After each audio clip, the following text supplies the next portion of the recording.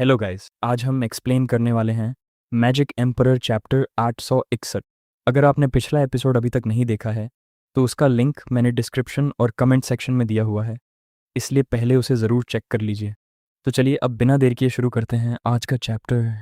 Double dragon manner के centre में एक अजीब और बेचैन कर देने वाला तनाव भारी होकर छाया हुआ था। एग्जॉल्टेड हेईरान गहरी तरह से भौहें सिकोड़कर खड़ा था। उसका दिमाग तेजी से दौड़ रहा था क्योंकि वह इस नामुमकिन सच्चाई को समझने की कोशिश कर रहा था। उसके लिए यह खबर यकीन से बिल्कुल परे थी। कुछ ही पलों बाद डबल ड्रैगन मैनर का एक एल्डर घबराया हुआ आगे भागता आया। उसका चेहरा पूरी तरह पीला पड़ चुका था और उसके हाथ कांप रहे थे जबकि वह एक जेट स्लिप पेश कर रहा था। उसने हड़बड़ाते हुए रिपोर्ट दी कि डेमन स्किमिंग सेक्ट और मिस्टिकल हेवन सेक्ट दोनों को सिर्फ एक ही दिन के अंदर पूरी तरह तबाह कर दिया गया है। यह सुनते ही एग्जल्टेड हेईरान और एग्जल्टेड बाई मेई अपनी जगह से झटके से खड़े हो गए और अविश्वास में चीख उठे। वहीं पास खड़े बीस्ट टैमिंग सेक्ट के एल्डर्स पूरी तरह स्तब्ध रह गए। पछतावे और सच्चाई की एक लहर उनके दिलों में दौड़ गई और वे अंदर ही अंदर सोचने लगे कि शायद उन्होंने शुरू से ही गलत इंसान को दोष दिया था, क्योंकि डीमन स्किमिंग सेक्ट खुद अपनी सेक्ट को बर्बाद नहीं कर सकता था। अचानक दूर दूर तक घंटी की तेज और गूंजती हुई आवाज फैल गई। एक सुनसान स्ट्रीम के भीतर चमकदार सुनहरी रोशनी फूटी और ये लिन बाहर दिखाई देता है। उसका चेहरा तनाव से भरा हुआ था। जलती हुई गोल्डन फ्लेम्स उसके शरीर को ढके हुए थीं, लेकिन धीरे धीरे उसने सारी एनर्जी वापस अपने अंदर समेट ली और गूंजती घंटियों को सुनते हुए सोचने लगा कि आखिर ऐसी कौन सी बात हो गई जिससे एग्जल्टेड लोग ने इतनी जल्दी इमरजेंसी मीटिंग में बुलाने पर मजबूर हो गए। दुश्मन के हमले की संभावना सोचते हुए येलिन तुरंत हेवन रीचिंग पेविलियन की ओर उड़ पड़ा। उसके होंठों पर हल्की स्मर्क उभरी हुई थी, जैसे वह आने वाले तमाशे को लेकर बेहद उत्साहित हो। मैनर के दूसरे हिस्से में फीकी रंगीन रोशनियों के बीच चू चिंग चिंग, शुई रुओहुआ और डैनर की पतली और खूबसूरत फिगर दिखाई दी। पिछले 1 साल की कठोर मेहनत और लगातार ट्रेनिंग के बाद तीनों आखिरकार एथेरियल स्टेज तक पहुंच चुकी थीं। माथे का पसीना पोंछते हुए शुई रुओहुआ मुस्कुराई और एम्पटी स्पिरिट बॉडी की ताकत पर हैरानी जताई। उसने कहा कि नए एथेरियल स्टेज कल्टिवेटर्स होने के बावजूद उनकी कंबाइंड पावर इतनी थी कि वे आसानी से 6th लेयर ईथेरियल स्टेज के किसी एक्सपर्ट से लड़ सकती थीं।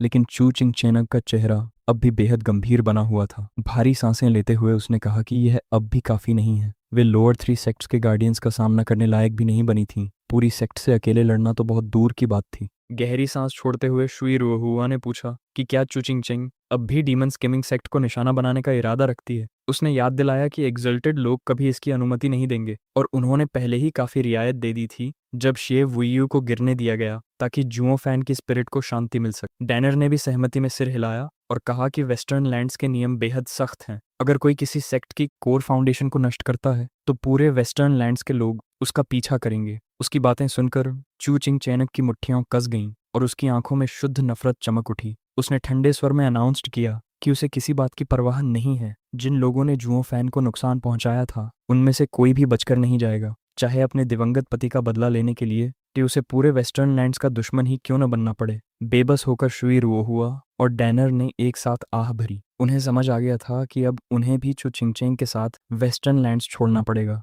यह सुनकर चू चिंग चिंग हैरानी से अपनी सीनियर सिस्टर को देखने लगी, लेकिन शुई रुओहुआ ने हल्की हंसी के साथ उसके कंधे पर हाथ रखा और प्यार से कहा कि मुश्किल वक्त में सिस्टर्स हमेशा साथ खड़ी रहती हैं। वह तो मजाक मजाक में ये तक मान बैठी कि जुओ फैन ने उस पर भी काफी गहरा गहरा असर छोड़ा।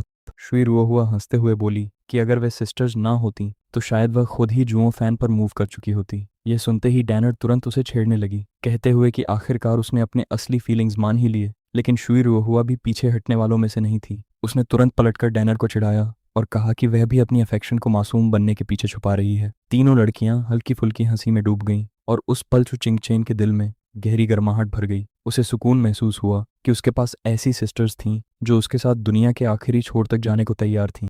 तभी अचानक दूर से घंटी की आवाज़ एक बार फिर गूंजी, जिसने उन्हें चौंका दिया। उन्होंने तुरंत समझ लिया कि यह कोई साधारण बात नहीं थी, क्योंकि ऐसी घंटी उन्होंने पहले कभी नहीं सुनी थी। मजाक और हंसी तुरंत खत्म हो गई और तीनों तेजी से हेवन रीचिंग पेविलियन की ओर दौड़ पड़ी। घंटी की आवाज़ एक सुनसान पॉन्ड तक भी पहुंची, जहां यान मो के सख्त और गंभीर चेहरे पर जलती हुई फ्लेम्स अभी अभी शांत होने लगी थीं। तभी एक तेज हवा का झोंका गुजरा और वो चिंगक्यू उसके बगल में प्रकट हो गया। यानमो ने तुरंत पूछा कि क्या कुछ हुआ है, लेकिन वू चिंग्क्यू ने सिर्फ इतना कहा कि वहां पहुंचने पर सब पता चल जाएगा। एक पल भी बर्बाद किए बिना दोनों आसमान की ओर उड़ गए। डबल ड्रैगन मैनर के हर कोने से कल्टीवेटर्स की भीड़ हेवन रीचिंग पैविलियन में जमा होने लगी।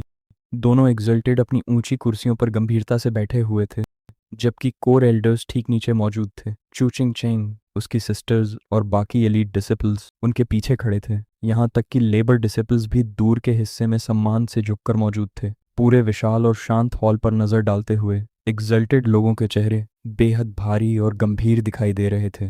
तभी डबल ड्रैगन मैनर का एक एल्डर आगे झुककर सम्मान से बोला और पूछने लगा कि आखिर ऐसी कौन सी बड़ी घटना हुई है जिसके लिए इतनी अचानक इमरजेंसी मीटिंग बुलानी पड़ी। अपने हाथ में जेड स्लिप पकड़े हुए एग्जॉल्टेड हेरैन ने एक भारी और थकी हुई सांस छोड़ी, फिर विनाशकारी खबर सुनाई। उसने बताया कि केवल 6 महीनों के अंदर वेस्टर्न लैंड्स की सभी lower 3 sects, beast taming sect, demon scheming sect और मिस्टिकल हेवन सेक्ट एक ही रात में पूरी तरह मिटा दी गई और एक भी सर्वाइवर नहीं बचा।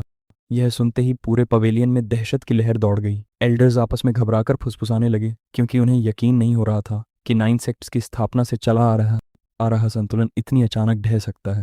दूसरी ओर चू चिंग चेनग और उसकी सिस्टर्स अपने शौक के पीछे एक छुपी हुई खुशी महसूस कर रही थीं। चू चिंग चेनग अंदर ही अंदर संतुष्ट थी कि जुओ फैन की मौत के जिम्मेदार लोगों को आखिर डिवाइन प्रोविडेंस ने उनकी सही सजा दे दी। वहीं पवेलियन के दूसरी तरफ ये लिन बेचैनी से खड़ा था। वह मन ही मन चिंतित था कि कहीं उसके एल्डर ब्रदर ने मास्टर के आदेश के अनुसार अरेज लगाने की बजाय निजी बदला लेने का रास्ता तो नहीं चुन लिया। वह सोचने लगा कि आखिर उसके भाई ने अकेले सबको खत्म कैसे कर दिया। इसी सोच के साथ उसने तय किया कि उसे अपनी ट्रेनिंग और ज्यादा कठिन करनी होगी ताकि वह पीछे ना रह जाए। दोबारा बातचीत पर ध्यान केंद्रित करते हुए वू चिंग्क्यू आगे बढ़ा और सम्मान से झुककर एग्जॉल्टेड से पूछने लगा कि यह मैसेकर किसी अंदरूनी गद्दार का काम था या फिर दूसरे लैंड से आई किसी बाहरी ताकत का। एग्जॉल्टेड बाई मे ने घबराहट के बीच वू चिंग्क्यू की शांत बहादुरी देखकर संतोष से सिर हिलाया। उसने समझाया कि अभी पूरी तरह निश्चित तौर पर कुछ कहना जल्दी होगा, लेकिन उसे पूरा शक है कि यह किसी बाहरी शक्ति का काम है। आखिर वेस्टर्न लैंड्स के अंदर बहुत कम फैक्शंस ऐसी ताकत रखते थे, और अगर कोई लोकल सेक्ट ऐसा करता तो वह आसानी से पकड़ा जाता और परिणामों के डर से कांप उठता। वू चिंग्क्यू ने उसकी बात से सहमति में सिर हिलाया। तभी अचानक ये लिन ने जोर से व्यंग्य भरी हंसी छोड़ी और बीच में टोकते हुए बोल पड़ा कि उसके हिसाब से यह किसी गोस्ट का काम था। उसकी बात सुनते ही पूरा हॉल उसकी ओर देखने लगा। सबके चेहरे पर अजीब और हैरान एक्सप्रेशंस थे, जबकि वू चिंग्क्यू अपने जूनियर ब्रदर को पूरी तरह उलझन भरी नजरों से देखने लगा, जैसे उसे समझ ही ना आ रहा हो कि आखिर वह ऐसी बात क्यों कह रहा है। ऑलराइट गाइस, यहीं पर यह चैप्टर खत्म होता है। उम्मीद है आपको आज की वीडियो पसंद आई होगी। अगर वीडियो अच्छी लगी हो तो लाइक, कमेंट और वीडियो को हाइप करना बिल्कुल मत भूलना, ताकि ऐसे ही और अमेजिंग चैप्टर्स जल्दी आते रहें।